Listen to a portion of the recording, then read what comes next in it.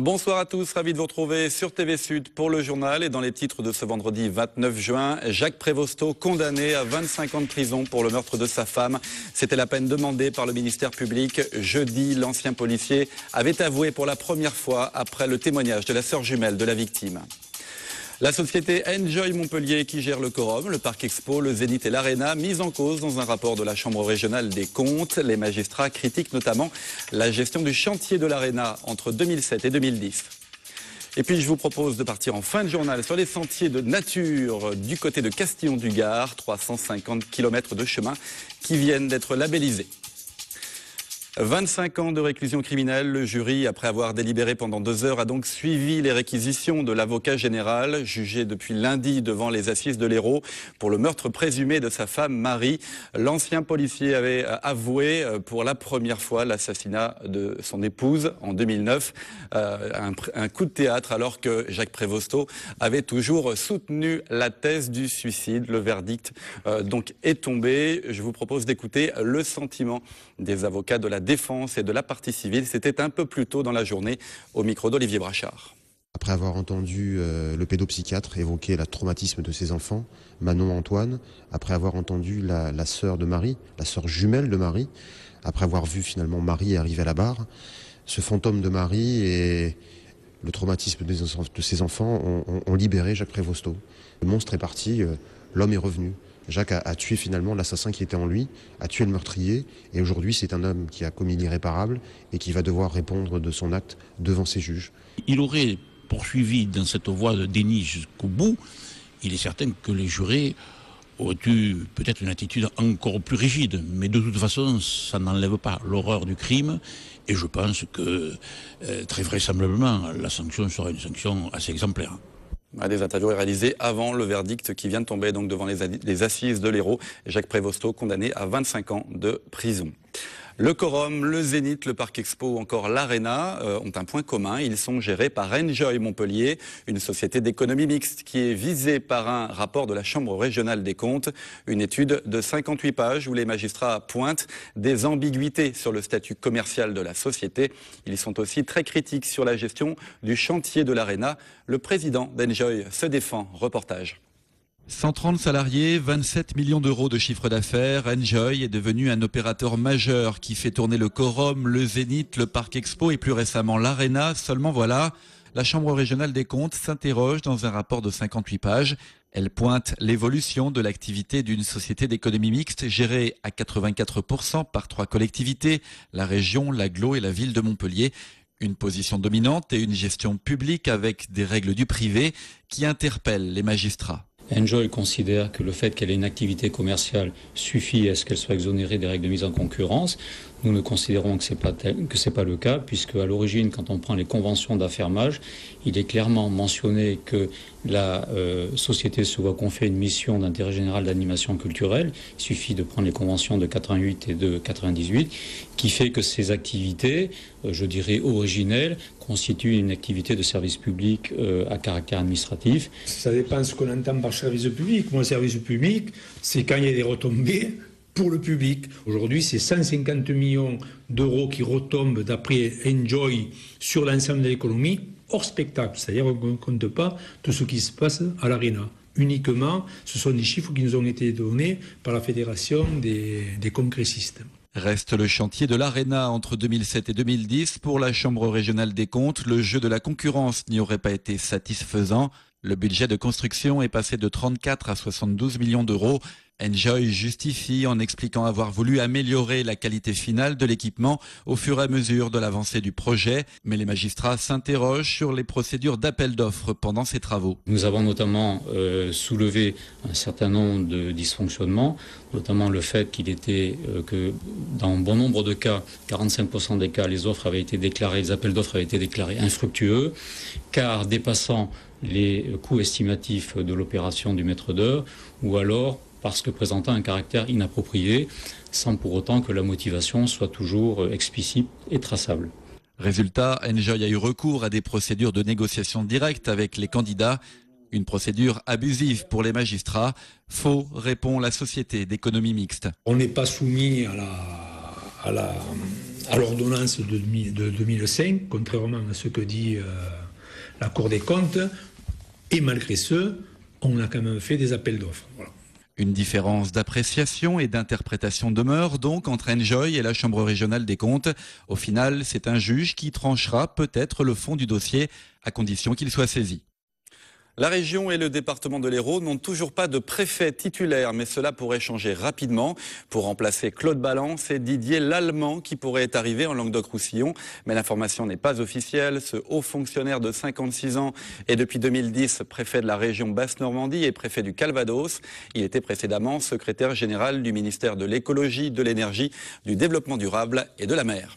Et puis la société Virgin envisagerait de fermer prochainement son mégastore à Montpellier. La société Soramps pourrait être intéressée par une implantation dans les halles Castellane, occupées pour le moment par Virgin.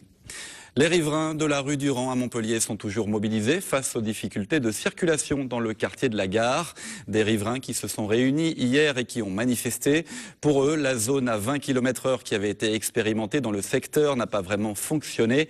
Ils proposent d'autres solutions. Écoutez le président de l'association des riverains de la rue Durand au micro d'Alissa Lali. Nous avons des véhicules qui passent largement au-dessus des 60 km/h dans cette rue, ce qui est énorme.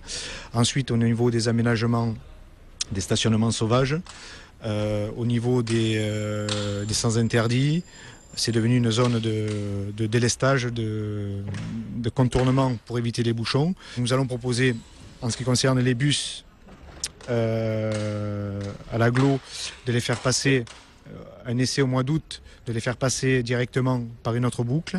Donc nous allons proposer des solutions et nous désirons travailler en partenaire avec la mairie, avec l'agglo, avec tous les partenaires. On est partenaires, on n'est pas là en train de s'opposer à quelque chose, on propose des solutions.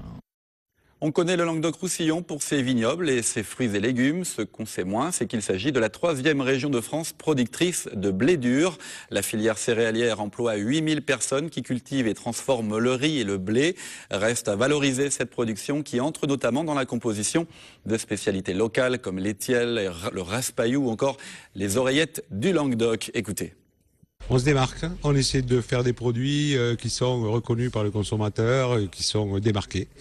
Et si je pense qu'elle a un bel avenir, la réponse est oui. Quand on imagine que tous les jours, tous les Français vont acheter leur pain, ce qui est normal, vous et moi, on se dit mais il y a derrière du travail qui a été fait, il y a des meuniers, il y a des gens qui ont travaillé le blé, il y a des coopératives qui ont stocké, qui ont alloté, il y a tout le travail du grain. Et souvent c'est ce travail-là qui est occulté. On se rend pas compte que le travail de l'agriculteur finalement. Je suis agriculteur donc au départ mon grain il est travaillé par 50 mains ou plus pour faire le pain qui arrive chez le boulanger.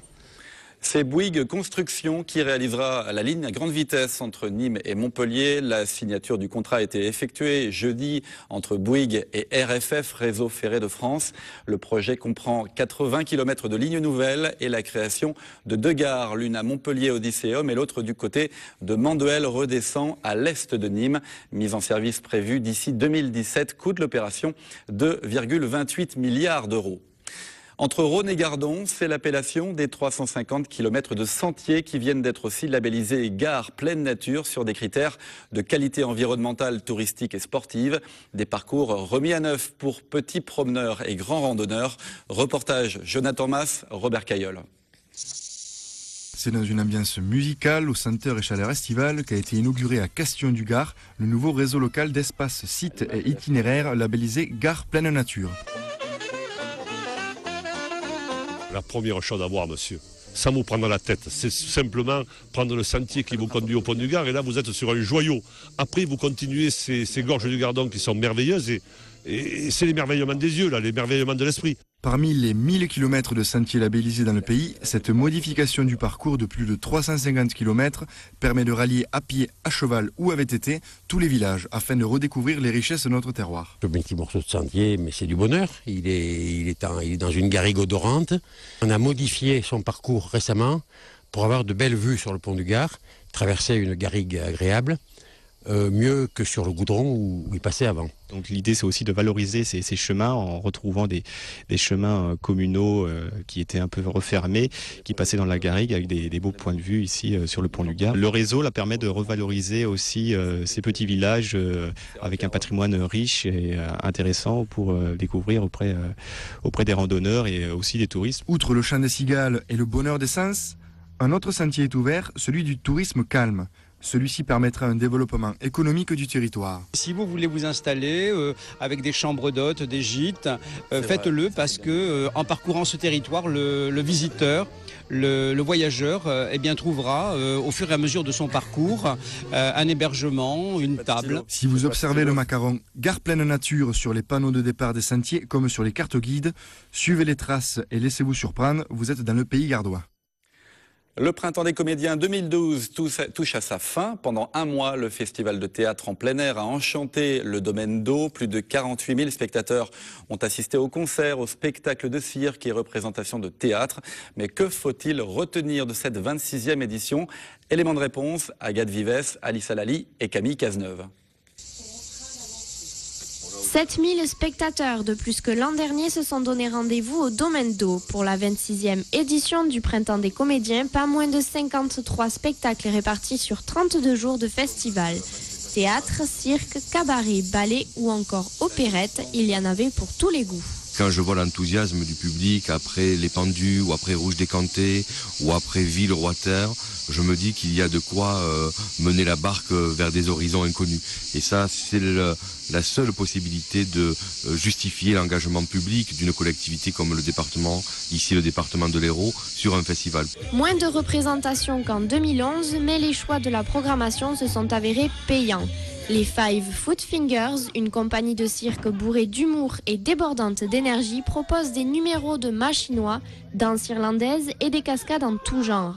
Un spectacle de cirque étonnant et original. Ce qui nous attire dans le cirque, c'est les cirques comme les Noctambules, c'est-à-dire c'est des cirques ouverts, voilà. C'est des cirques où ça échange. L'apprentissage, on fait des choses qui sont difficiles, certaines. Et on essaie de le faire avec passion, abnégation et sans que ça se voit que ce soit difficile et faire rêver les gens. C'est ça qui est beau dans le cirque. La dernière représentation des Five Foot Fingers, c'est demain à 18h.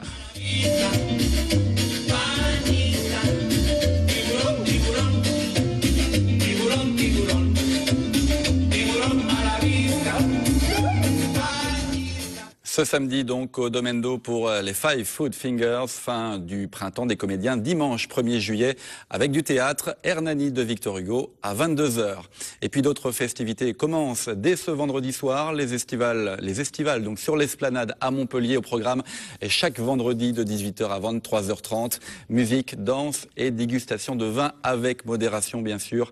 La 8e édition des estivales, c'est jusqu'au 7 septembre.